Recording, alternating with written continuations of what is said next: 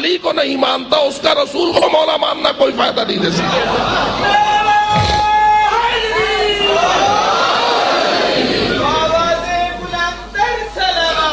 اللہم صلی علی محمد۔ بس جو نماز رسول اکرم پڑھتے تھے اسی کی امانت کی حفاظت کی ہے خاندان رسول نے۔ آیت تطہیر اور مقامات تطہیر آپ کے سامنے روشن ہیں۔ بس اس لیے رسول کیسے نماز پڑھتے تھے؟ ڈھلے تھی گئے۔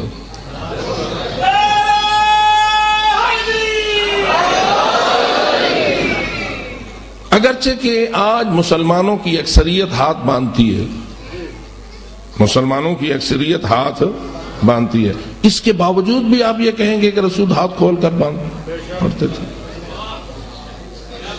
جمہوریت کدھر ہے؟ اکثریت کدھر ہے؟ تو معلوم ہوا یہ اللہ کی عبادات ووٹوں کے ذریعہ نہیں بنائی جاتی، اللہ کے حکم کو دیکھ کر سامنے آتی ہیں۔ اگر اکثریت 99% بھی ہاتھ باندھنے والی ہو جائے پھر بھی ہم یہ ایمان سے کہیں گے چونکہ اہل البیت نے ہاتھ کھولنے کا حکم فرمایا ہے، اور اہل البیت کبھی قرآن کے خلاف نہیں کہتے اور قرآن کبھی اہل بیت کے خلاف نہیں فرماتا، اس لیے بات بڑی آسانی سے انسان کو سمجھ آتی ہے۔ بس فرمائیے یہ جو حکم ہے اہل بیت کا کہ پوری سورت پڑھنا لازم ہے، یہ رسول کا حکم تھا یا اہل بیت نے جاری کیا؟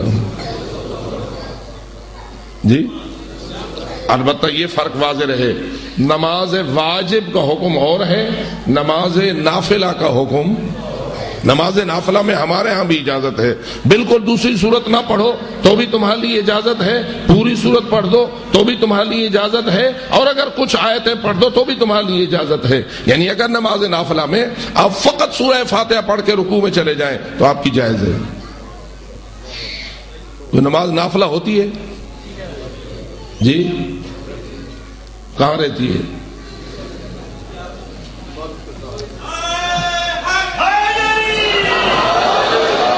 یاد رکھو میرے دوستو، 17 رکعت واجب ہے تو 34 رکعت نافلہ ہے، اور حضرت امام محمد باقر علیہ السلام اور حضرت امام حسن عسکری علیہ السلام اپنے ارشاد قدسی میں یہ فرما گئے ہیں کہ ہمارے شیعہ کی 5 نشانیوں میں سے ایک نشانی یہ ہے کہ وہ روزانہ 51 رکعت نماز پڑھتا ہے۔ کیا خیال ہے، یہ نشانی مانتے ہو یا نہیں؟ جی والگال تو وہ تھی ویندی ہے، مولوی جو تھے نہ گالی نماز دی کرنی ہے، بابا سے بلند صلوات۔ بہرحال میرے دوستو، نافلہ کا حکم اور ہے، واجب نماز کا حکم اور ہے۔ دوسری سورت پڑھنا فقہ جعفریہ میں دونوں رکعتوں میں کیا ہے؟ نماز واجب میں واجب ہے۔ اب جو استدلال میں کرنا چاہتا تھا وہ یہ، اگر سورتیں ناقص ہوتی اور ان میں ایک آیت بھی کم ہوتی تو ائمہ خدا یہ حکم نہ دیتے، نشان زد کر دیتے فلاں سورت کو مت پڑھنا کہ اس میں آیت کم ہے، فلاں سورت کو مت پڑھنا کہ اس آیت کم ہے۔ لیکن کیا ائمہ خدا نے ان سب صورتوں کے لیے حکم دے دیا یا نہیں؟ اگر روکا ہے ہمارے ہاں اگر ہے تو یہ ہے کہ فقط وہ 4 صورتیں جن میں فقہ جعفریہ میں سجدہ واجب ہے اس کو آپ نماز واجب میں نہ پڑھیں۔ کیوں؟ اس لیے کہ اگر پڑھو گے اور سجدے والی آیت آئے گی تو آپ کو فوراً یاد ہے آپ کو کہ مکہ میں امام اور مدینے کے امام صاحب جو ہیں وہ بسا اوقات نماز جمعہ، روز جمعہ جو پڑھتے ہیں صبح کی نماز، اس میں وہ سورت کو شروع کر دیتے ہیں کہ جس میں آیت وہ آتی ہے کہ جس میں سجدہ واجب ہوتا ہے۔ پھر کیا ہوتا ہے، جو ہی وہ سجدہ واجب والی آیت پڑھتے ہیں خود فوراً سجدے میں چلے جاتے ہیں۔ ان کے جو سمجھدار مقتدی ہوتے ہیں وہ بھی سجدے میں چلے جاتے ہیں، باقی بیچارے کھڑے رہتے ہیں، ان کو سمجھ نہیں آتی ہم نے کیا کرنا ہے۔ وہ سجدہ کر کے پھر اٹھتے ہیں اور پھر اس صورت کو وہاں سے شروع کر دیتے ہیں جہاں سے انہوں نے چھوڑا تھا۔ ہمارے ہاں یہ ہے کہ یہ سجدہ نماز کو باطل کر دے گا، اس لیے تمہیں سجدے والی سورت کو پڑھنے کی اجازت نہیں ہے. یہ 4 صورتیں مستثنا کر لو، 114 صورتوں میں سے باقی بچ گئیں 110 صورتیں، ان میں سے ایک سورہ فاتحہ ہے، باقی 109 بچ گئیں. ان 109 میں سے کوئی بھی صورت اگر آپ نماز میں پڑھیں تو آپ کی نماز واجب صحیح ہے. اب میں یہ کہنا چاہتا ہوں کہ اگر ائمہ کے نزدیک یہ صورتیں ناقص ہوتی تو کبھی بھی ائمہ دوسری صورت کو مکمل پڑھنے کی اجازت نہ دیتے. میں ائمہ ہدی علیہ السلام کے حوالے سے بات کر رہا ہوں کہ ان کا یہ حکم دینا اس امر کی طرف اشارہ ہے کہ ان کے نزدیک قرآن کامل ہے، اور جو اہل البیت کا عقیدہ ہے وہی ہمارا عقیدہ ہے، جو اہل البیت کا نظریہ ہے وہی ہمارا نظریہ ہے. کیوں؟ رسول فرما گئے ہیں اہل بیت قرآن کے ساتھ رہیں گے اور قرآن اہل بیت کے ساتھ رہے گا. اس لیے ہم کبھی بھی یہ نہیں فرض کر سکتے کہ قرآن مجید میں کوئی آیت رہ گئی ہے، حتیٰ کہ قرآن مجید کی جو آیات کی ترتیب ہے اس ترتیب کو بھی ہم اپنے لیے لازم سمجھتے ہیں. کیا خیال ہے میرے اور آپ کے لیے جائز ہے کہ ہم قرآن نماز میں سورہ قل هو اللہ احد کو تھوڑا سا تبدیل کر دیں اور پڑھ دیں قل هو اللہ احد لم یلد ولم یولد اللہ الصمد ولم یکن له کفوا احد؟ میں نے کوئی اس میں کی ہے تبدیلی کی ہے؟ کیا کیا ہے میں نے؟ اللہ الصمد کو بعد میں لایا ہے، لم یلد ولم یولد کو. یہ حالانکہ اللہ ہی کے سارے صفات ہیں یا نہیں؟ هو اللہ احد اللہ کی صفت، اللہ الصمد اللہ کی صفت، لم یلد ولم یولد اللہ کی صفت، ولم یکن له کفوا احد اللہ کی صفت. 4 صفتیں اگر ان 4 آیتوں میں آ گئی ہیں تو ہم اگر ان 4 کو اس ترتیب سے بیان نہ کریں، تھوڑا سا آگے پیچھے کر دیں، نمبر 2 کو نمبر 3 کر دیں، نمبر 3 کو نمبر 2 کر دیں، تو کیا خیال ہے ہماری نماز صحیح ہوگی؟ کیوں نہیں صحیح ہوگی؟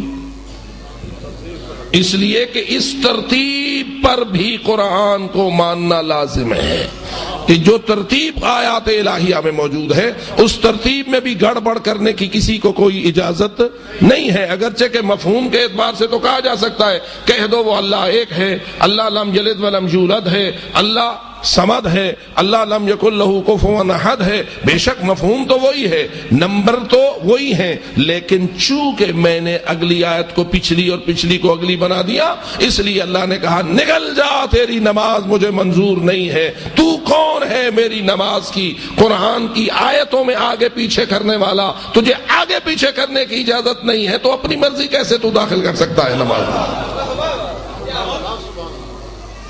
فرمائیے اللہ اکبر یہ تکبیرۃ الاحرام میں کہا جاتا ہے یا نہیں؟ اگر کوئی اللہ اکبر نہ کہے اور نماز شروع کر دے ہوگی اس کی نماز؟ اچھا اللہ اکبر 2 مرتبہ کہہ دے تکبیرۃ الاحرام کی نیت سے، نماز ہوگی؟ بھائی اللہ اکبر کہنے سے نماز باطل؟ تھوڑا سا جذباتی مسئلہ کون بناؤں؟ اللہ اکبر نالی نماز باطل تھی جی؟ تو جواب آئے گا ہاں اس اللہ اکبر سے نماز باطل ہے جو تو نے اپنی مرضی سے نماز کی جز بنانے کی کوشش کی ہے.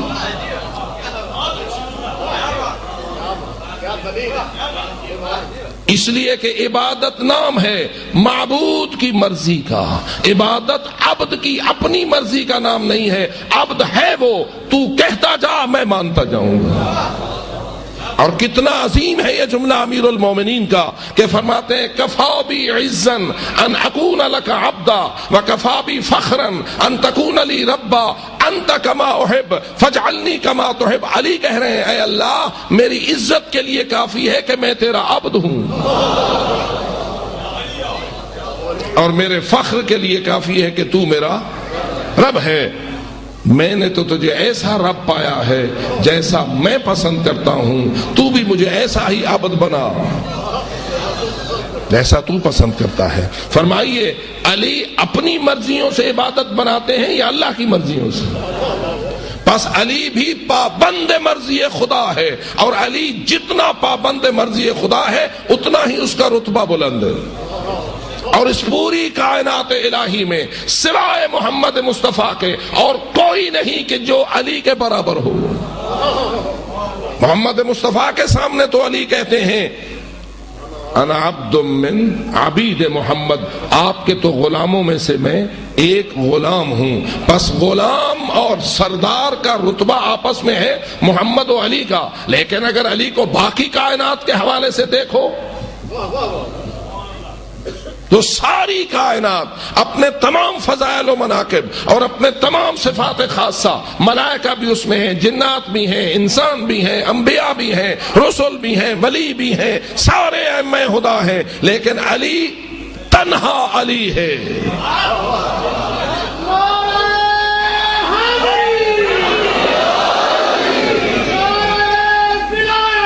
علی ولی، علی وہ ہے جس کی ایک ضربت کو رسول ثقلین کی عبادت سے افضل کہتے ہیں.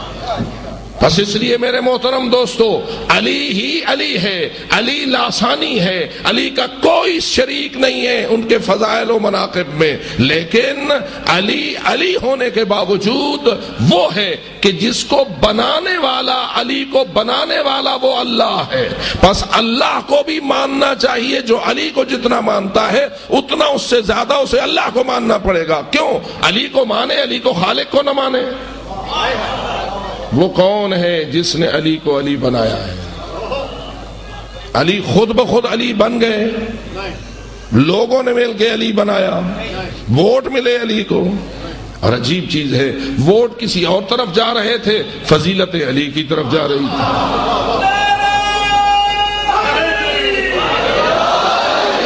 اور ہمارا ایمان ہے اس کائنات میں کوئی فضیلت نہیں پا سکتا جب تک کہ وہ علی کے قدموں پہ جھکنا اپنا ایمان نہیں سمجھتا.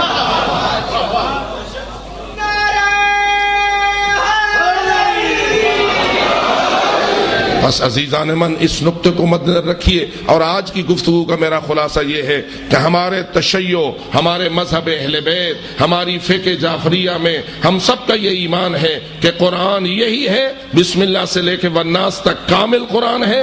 اس میں کوئی ترمیم کرنے والے کامیاب نہیں ہوئے، اس میں کوئی تحریف کرنے والے کامیاب نہیں ہوئے. ہاں اتنا ضرور ہے، الفاظ محفوظ ہیں، مفاہیم میں گڑبڑ کرتے ہیں، مطالب میں گڑبڑ کرتے ہیں. اور یہی وہ چیز ہوگی جس کی رسول اکرم روز محشر شکوہ کریں گے. اے میرے رب، ان قوم اتخذوا ھذا القرآن مہجورا، اے میرے رب میری قوم نے میرے قرآن کو چھوڑ دیا تھا.